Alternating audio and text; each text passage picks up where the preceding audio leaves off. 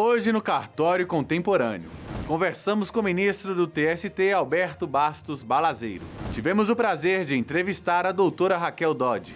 Tudo isso e muito mais no Cartório Contemporâneo.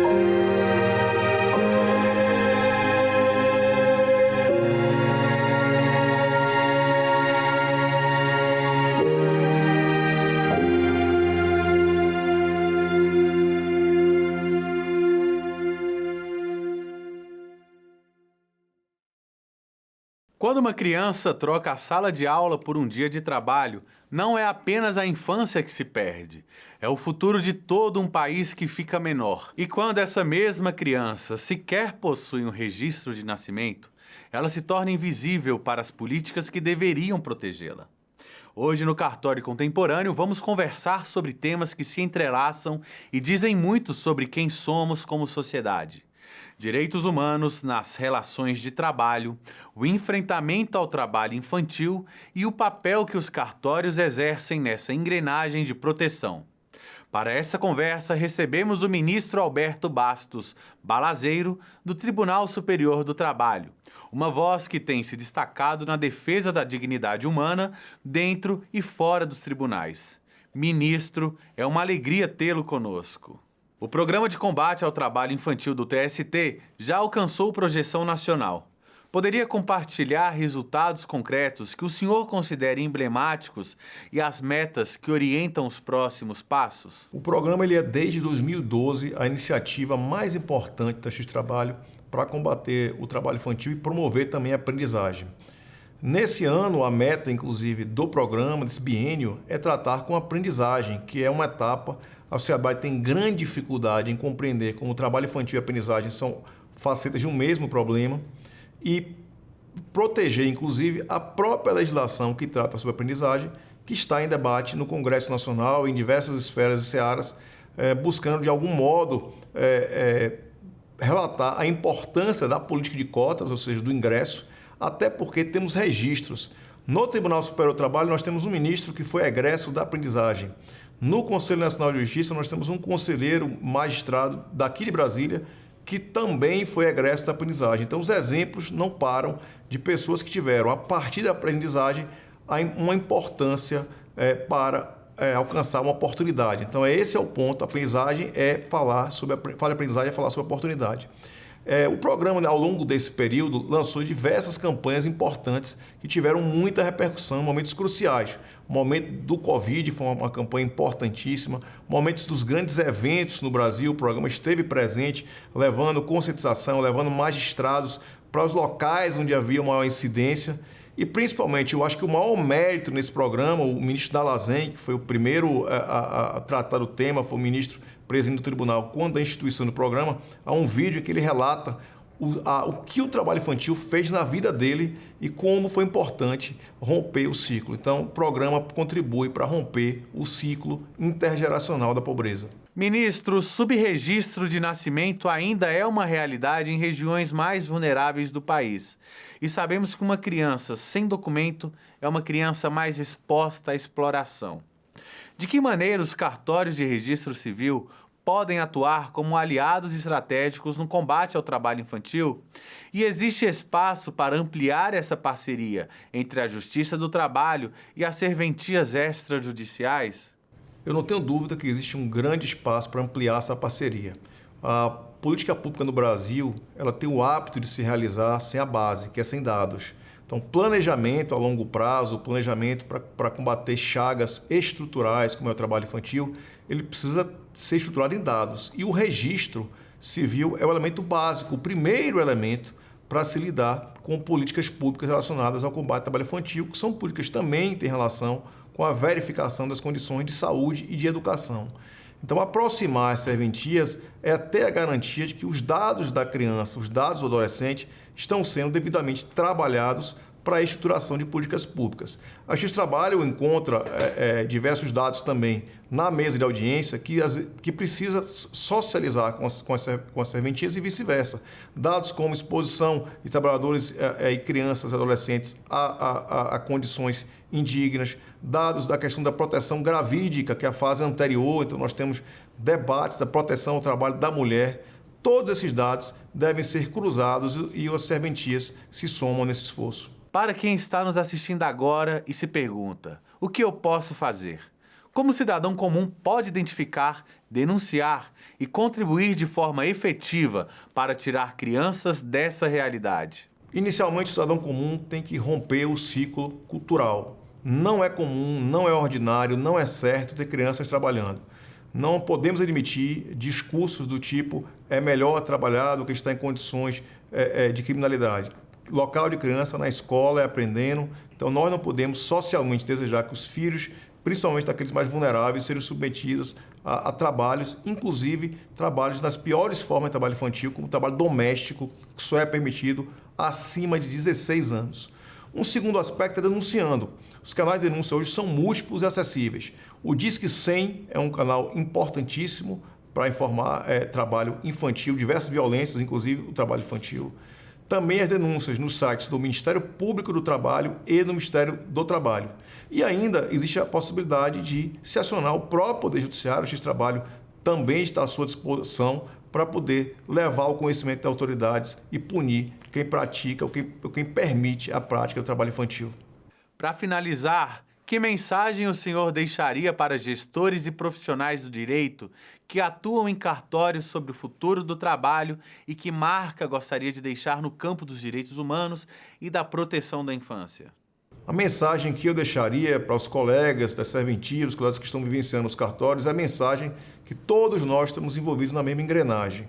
Se o Estado ele se faz também pelas serventias, pelo Poder Judiciário, por todas as instituições, é preciso que estejamos irmanados na promoção de direitos humanos, na verificação, no flagrante de condições que podem ser denunciadas, que podem ser levadas ao conhecimento das autoridades e, principalmente, coibindo fraudes e vedando que práticas desrespeitosas ou práticas que importem em violação de direitos humanos sejam colocadas como ordinárias. Então, a ideia que eu deixaria é que todos nós estamos juntos na mesma toada. Ministro, muito obrigado pela conversa generosa e por nos lembrar de que por trás de cada processo, de cada número, existe uma história humana que merece atenção. E como vimos hoje, essa história muitas vezes começa justamente num cartório, no primeiro documento, no primeiro registro, no primeiro gesto de reconhecimento de que aquela vida importa. Os direitos humanos não são um tema de tribunal, são um compromisso de toda a sociedade. E os cartórios, como ficou claro nessa conversa, estão na linha de frente desse compromisso. Se você que nos assiste conhece alguma situação de exploração infantil, denuncie. E se conhece uma família sem registro, oriente. Cada gesto conta. Essa é a percepção que todos nós temos que ter.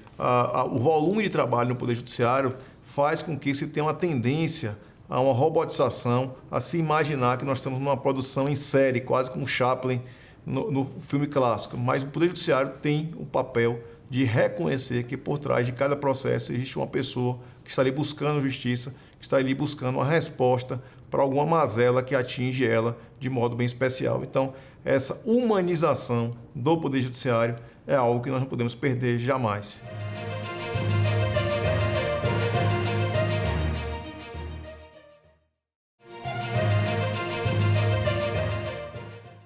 Igualdade de gênero não é uma promessa para o futuro, é uma obrigação do presente.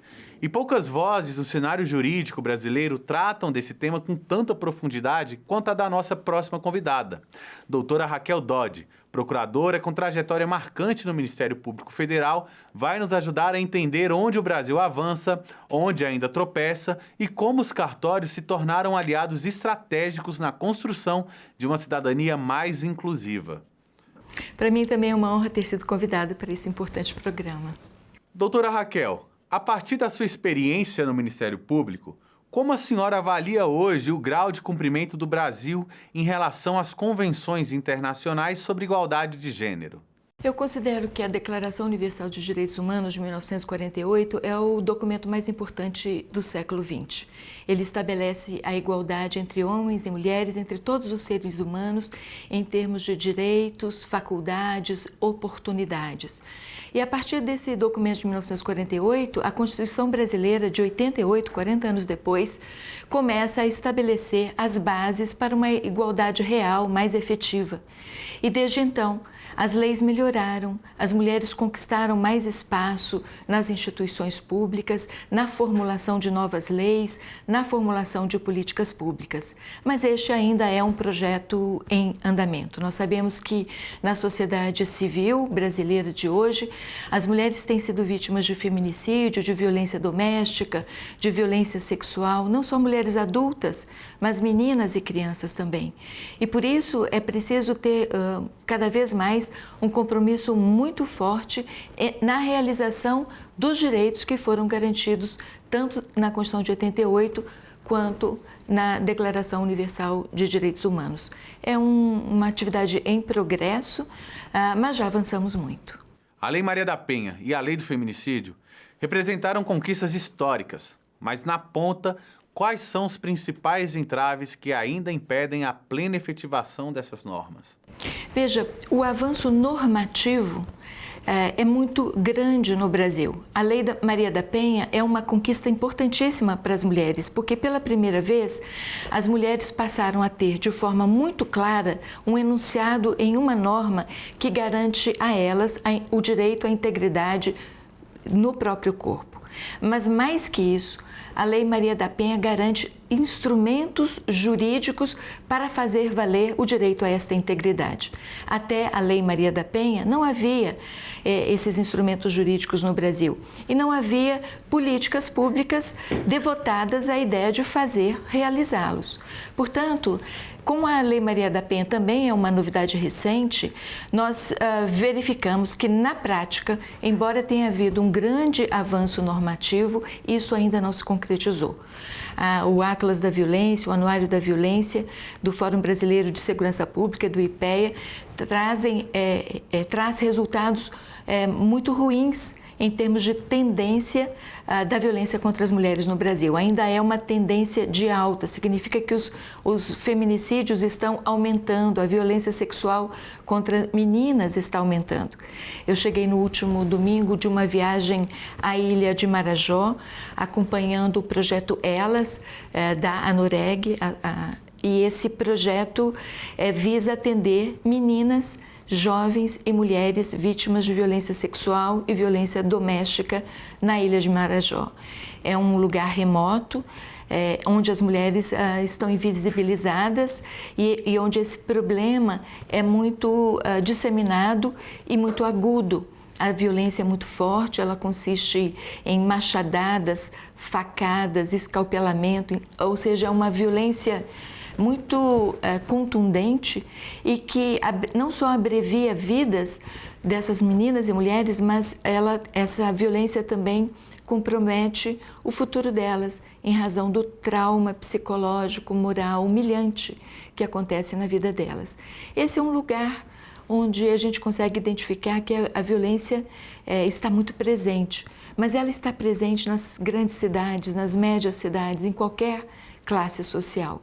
E por isso é preciso prestar muita atenção a estes números e enfrentá-los de modo a reduzir esta violência que acomete as mulheres brasileiras hoje. Podemos dizer que é um grande número de assassinos e estupradores à solta e é preciso cuidar disso com muito cuidado. A Anoreg, pelo projeto Elas, instituiu na Ilha de Marajó um projeto muito importante chamado Amarajó. Qual é a diferença e a importância deste projeto? É que ele promove a capacitação, a educação de mulheres na sede do projeto, ensinando-as a costurar e garantindo a elas uma demanda para a compra dos produtos que elas fabricarem.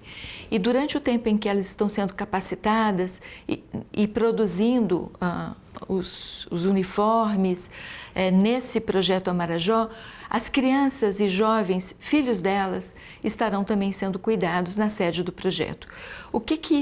Qual é a grande novidade desse projeto? É que garante renda para as mulheres. O que ouvimos lá, em mais de 6 audiências públicas que fizemos com mulheres quilombolas, mulheres ribeirinhas e também mulheres que habitam o espaço urbano da cidade de Portel, foi que elas não têm renda própria. E por não terem renda própria, elas hesitam muito e, em geral, não rompem o vínculo com os agressores delas, que são maridos, companheiros, às vezes filhos também. E isso leva a que elas persistam numa relação abusiva. E esse abuso não é praticado apenas contra as mulheres, mas também contra seus filhos. Quando elas têm renda, elas passam a ter uma coragem de romper essa relação e estabelecer uma nova vida. Elas terão condição de pagar aluguel, pagar a própria comida, energia elétrica e água para subsistirem. Portanto, esse projeto Amarajó, que o projeto Elas da Anoreg acaba de criar e inaugurar na Ilha de Marajó, é importantíssimo, porque ele traz essa novidade, emancipar a mulher e a jovem agredida numa violência doméstica. Desde 2023, temos uma lei de igualdade salarial no país. Mesmo assim, os casos de descumprimento persistem. Na sua avaliação, o que sustenta essa resistência e como o Ministério Público pode atuar para enfrentá-la? A garantia normativa de igualdade salarial para homens e mulheres no Brasil existe há bastante tempo e, na prática, também é descumprida. E o mote para esse descumprimento é o fato de que a mulher é a grande cuidadora da sua família. Quando precisa ir ao médico levar um filho doente, em geral é a mulher que vai. Quando precisa ir à reunião da escola para acompanhar o progresso escolar do filho, é a mulher que vai. E as ausências em razão da licença maternidade, da licença amamentação, também ocorrem apenas em relação à mulher. E essa é a desculpa que os empregadores têm para garantir a ela um salário menor quando realizam a mesma atividade laboral. É preciso avançar na garantia concreta dessa igualdade no país.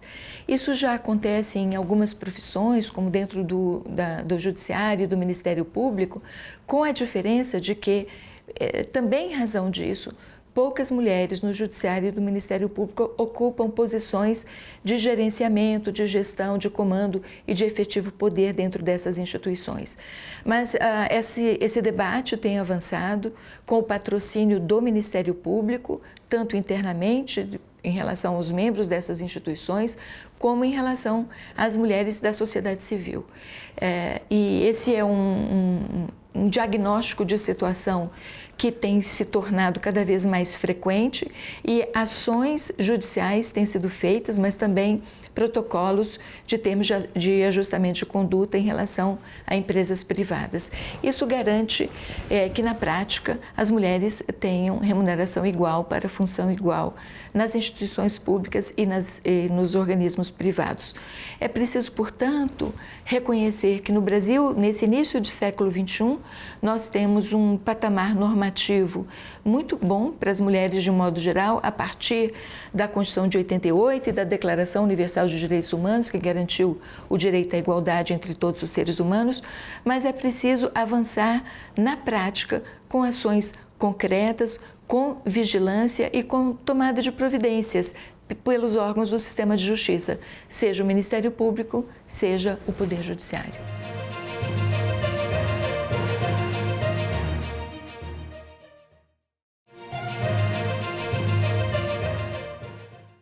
Quando gênero, raça e classe se encontram no mesmo caso, a complexidade aumenta de forma dramática.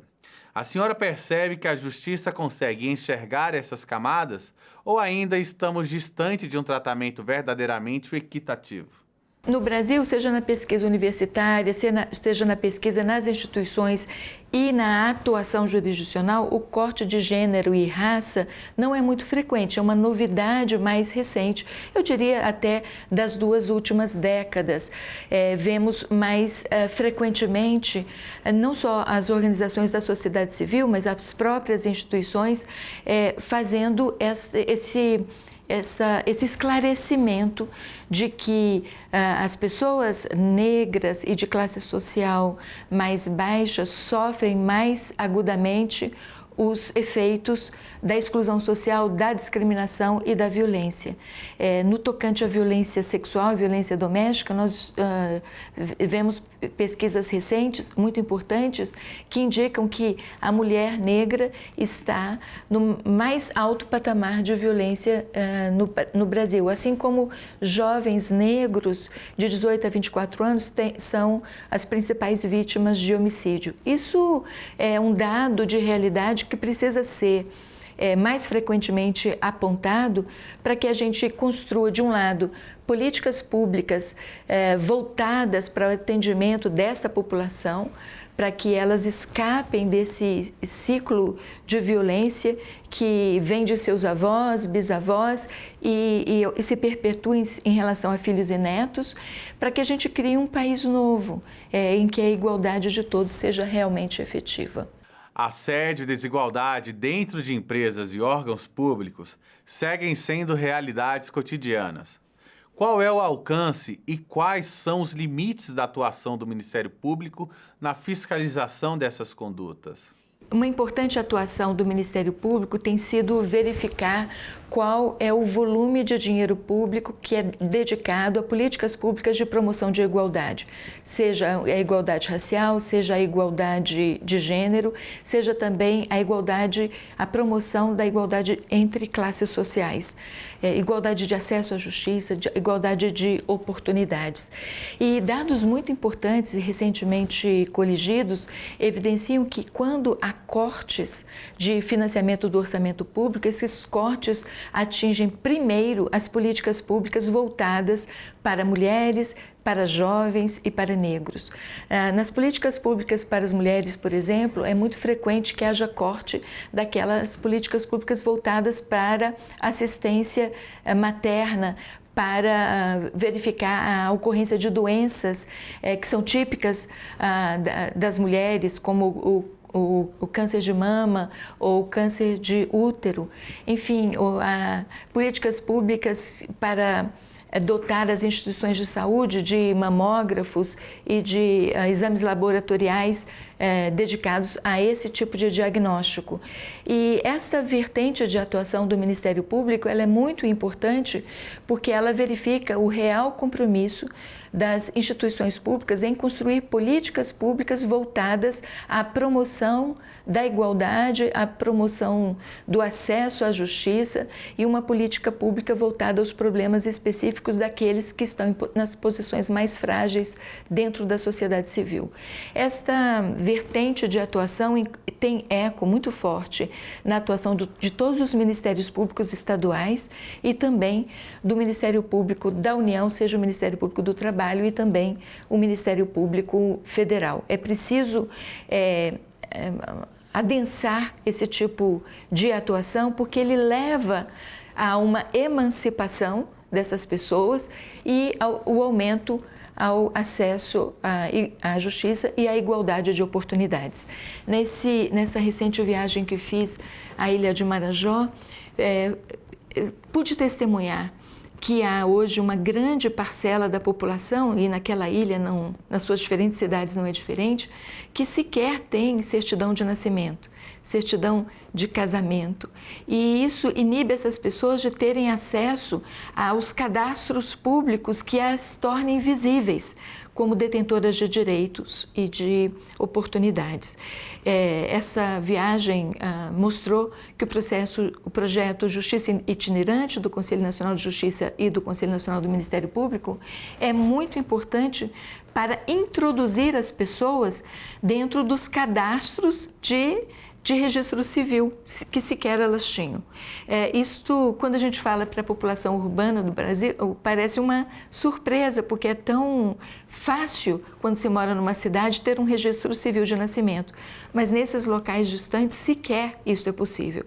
E lá eu vi adultos de mais de 60 anos casando pela primeira vez, pessoas dessa idade e mais velhas até, que sequer tinham certidão de nascimento. Então, esses dados, esses registros todos ainda continuam muito difíceis para a população civil de muitos lugares. Imagina outros direitos e outras oportunidades que, embora garantidas em lei, elas sequer têm acesso. Os cartórios ganharam um protagonismo inédito no enfrentamento da violência contra a mulher. Como a senhora avalia a efetividade da Lei 14.541 de 2023, que autorizou o pedido de medida protetiva diretamente nos serviços extrajudiciais? Muito se diz no Brasil sobre sermos um país burocrático, cartorizado. É uma expressão que busca enfatizar um lado mais de formalidades no Brasil. Mas eu gostaria de realçar justamente o oposto. Os cartórios são importantíssimos no Brasil. Eles estão em todas as cidades, nos locais mais distantes. Essa rede capilarizada, ela permite, ela é uma porta de entrada do cidadão mais humilde na vida civilizada, na vida que emite uma certidão de nascimento, uma certidão de casamento, registra uma posse, um usufruto, uma propriedade. Tudo isso garante segurança jurídica para as pessoas. Essa lei foi muito feliz porque ela aproveita essa estrutura absolutamente capilarizada e garante um serviço de emancipação para as pessoas. Então, eu acho que é uma lei sábia, porque sem aumento de despesa na criação e implantação de uma nova estrutura estatal, ela aproveita uma estrutura existente e abre uma brecha para a prestação de um serviço de acesso à justiça. Eu acho que é uma solução que vai em conjunto com essa ideia de dar mais funções sociais e de responsabilidade social para as instituições públicas e paraestatais. Eu acho que é um bom caminho e a lei veio em muito boa hora. Registro de nascimento tardio, adoção de nome social, retificação de gênero. Atos que mudam vidas. De que maneira os cartórios se consolidaram como porta de entrada para a cidadania de populações historicamente invisibilizadas? Esse é um papel que a lei dá aos cartórios, mas que eu acho que com medidas mais recentes ela tem mostrado a importância de ver nisso um trabalho de inclusão social. E de inclusão social e de acesso à justiça. Sem o registro de nascimento é difícil tirar um título de eleitor. A pessoa não se torna no seu futuro ou na vida adulta um cidadão completo, porque não pode votar. Ele é invisível para o Estado em termos de estatísticas, ele não participa do CAD único.